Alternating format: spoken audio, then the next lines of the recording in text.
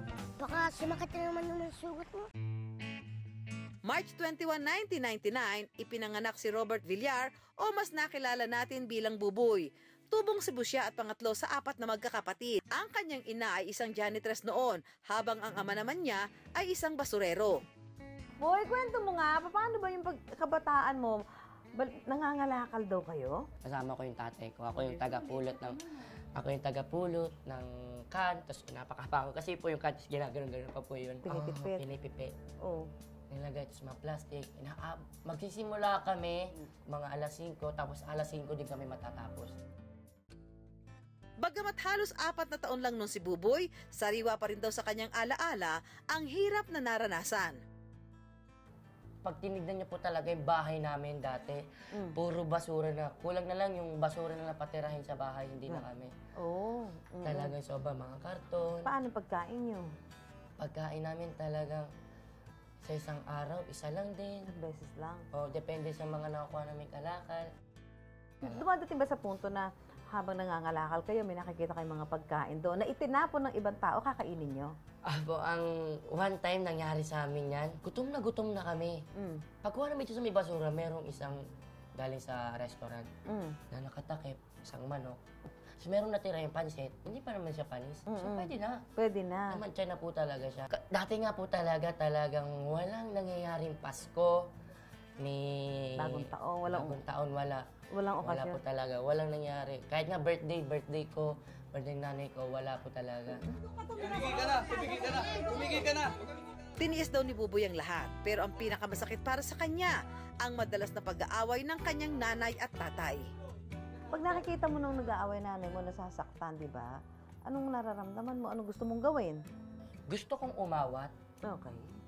kaso hindi ko alam kung sino yung papanigan ko kasi paras ko silang mahal. Gaanong tinding away? Ka ba titigil? Ha?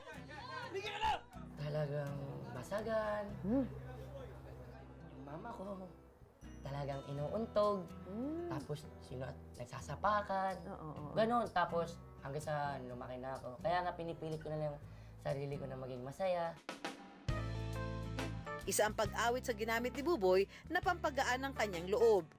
Bukod kasi sa mga problema ang kinagisnan niya, inborn na rin daw ang galing niya sa pagkanta.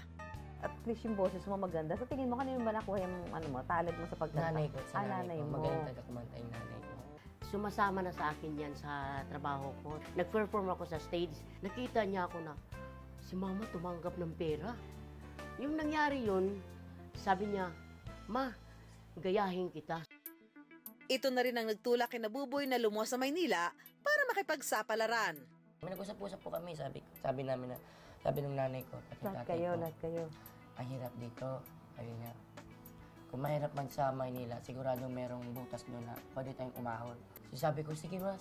Oo. Mas maraming doon, singing contest na malaki premyo. Nakipagsapalaran pa rin kayo. Talagang gusto po talaga namin na ganun kasi feeling ko talaga na may bubugan ako sa pagkanta eh. Nung unang araw nila sa Maynila, nahirapan silang hanapin ang kanilang mga kakilala. Kaya't nagtiyaga sila na sa Luneta muna manuluyan. Yun lang alam ng nanay ko na lugar, Luneta talaga. So, gaano kayo katagal doon 3 days kami nandun sa Luneta. Sa kanilang paghahanap sa kanilang mga kaanak, nagbaka sakali raw silang humingi ng tulong sa isang TV station.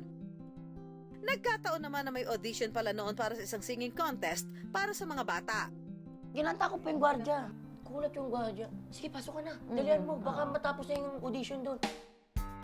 Laking pasasalamat ni Buboy nang maswerte siyang makapasok sa singing contest. Ito na ang nagbukas ng pinto sa kanyang pagiging child star. Na nangyari sa akin yung ganun na hirap. Naisip ko na kahit ganun kahirap, hindi na puro hirap. Siyempre merong saya.